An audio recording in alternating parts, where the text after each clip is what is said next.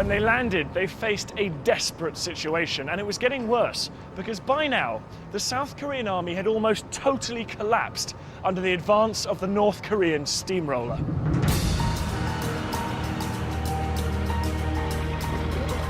But the American troops were virtually powerless to improve matters,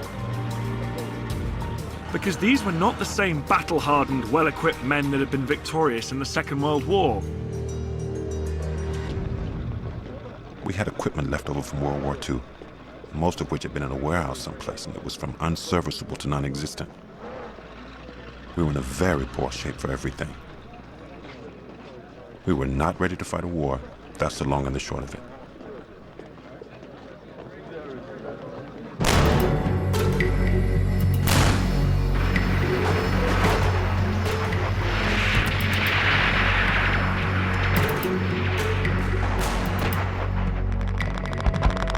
Just weeks after setting foot on Korean soil, the American land forces faced a terrible humiliation.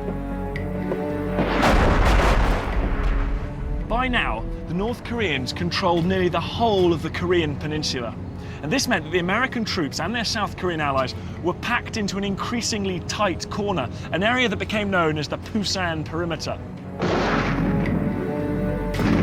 This was a tiny pocket of land, just 50 miles by 50 miles around the port of Pusan in the southernmost tip of the peninsula. Everywhere else was in North Korean hands. The United Nations forces were surrounded and in danger of being pushed out of Korea altogether.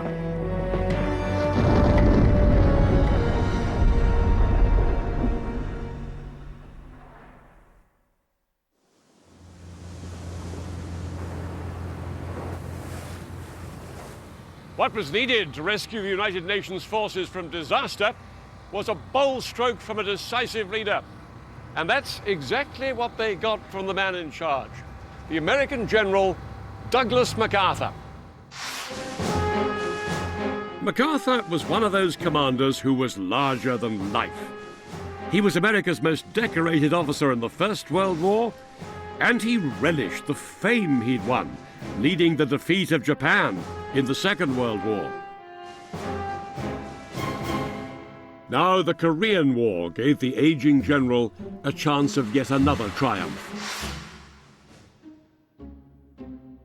MacArthur knew that if he was to push Kim Il-sung's Communist army back into North Korea, he'd have to come up with a much more ambitious strategy than simply battling it out on the Pusan perimeter.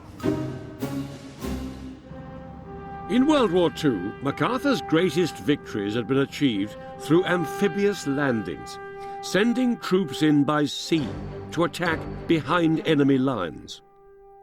Such landings carried grave risks, but MacArthur was convinced he had mastered the technique. MacArthur now proposed to use the same strategy in Korea, with a bold attempt to take the pressure off his forces trapped in this chokehold in the southeast of the peninsula. He would deliver an amphibious hammer blow, not down here around Pusan, but 150 miles behind enemy lines to the northwest, at the port city of Incheon. If he could seize Incheon, his troops could move on to Seoul, a mere 20 miles inland, cut the North Koreans off from behind, and force them to fight on two fronts, here and here. The North Koreans would be surrounded and crushed. But a landing at Incheon would be a high-risk exercise. The harbour city was placed at the end of a treacherous passage called Flying Fish Channel, where the tide raced in and out twice a day. When the tide fell by as much as 11 meters or 36 feet, vast mudflats were exposed, making an approach impossible. Even when the tide was in, the city was protected by high sea walls and a fortified island at the mouth of the harbour named Wolmido.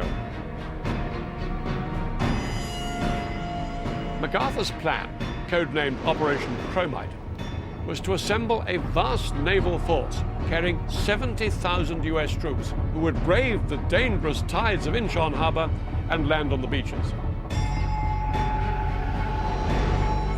The Marines would first have to take the key beach at Wilmedow, codenamed Green Beach, which was only possible during the short window when the tide was high.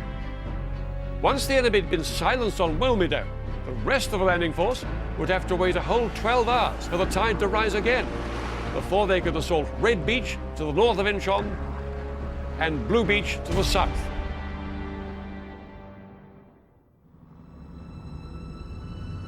Set for mid-September 1950, Operation Chromite was to be the largest amphibious landing since D-Day. Many of MacArthur's colleagues thought his plan near impossible. One of them even said, "We drew up a list of every natural and geographic handicap, and Incheon had them all." MacArthur himself privately admitted his Operation Chromite was risky. It was going to be a tough assignment for the crack US Marines, hand-picked to carry out the operation. All positions APS unknown, bears 193, speed fast. The Marines' success hung on meticulous planning. But when I went to visit the British Royal Marines aboard HMS Albion, I found out just how many factors can throw the best plan off course.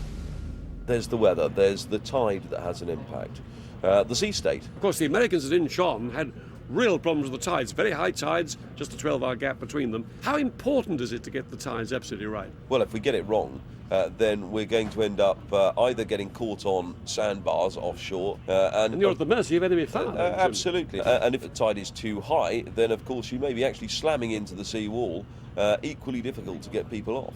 So timing is absolutely crucial. Now, when your landing craft are underway and you're on that landing craft with all your guys, how critical to you is the covering fire that's coming down on the enemy as you go into the beach? Absolutely fundamental. And that's why all our destroyers and our frigates have big guns on the front. That's what they're for, is to buy us that time to get ashore. But this will be a matter of supreme concern for the lads that are now on the landing craft and steaming into the beach. Not directly involved. I shall remain clear of the salt reach on two. And what's it like being on a landing craft on your way into a beach? There will be guys that are utterly disorientated. They won't have a clue if they're in exactly the right position, what they're going to see when they get off the landing craft. Given with that, some will have been sick, some will be dizzy, some will be confused. And frightened? Oh, hugely frightened.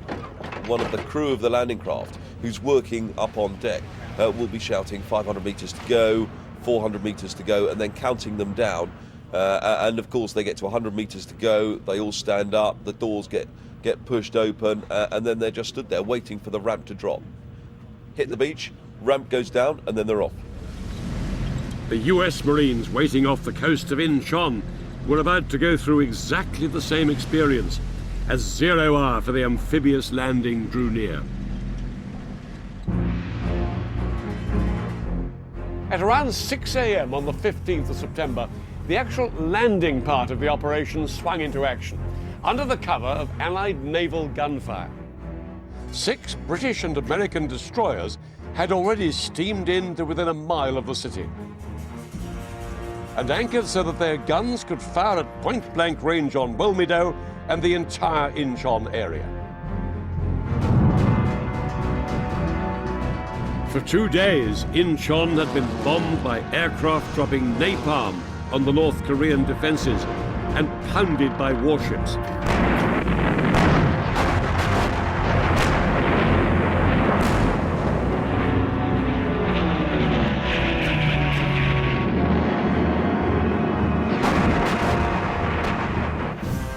Now, under yet more covering fire, the landing craft used the high tide to sweep in from the sea and land on Wilmedow's Green Beach.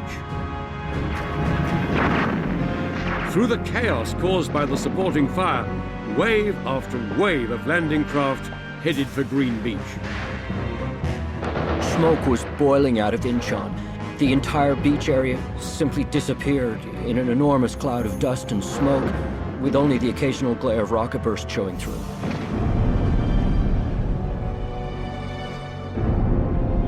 It was just awesome.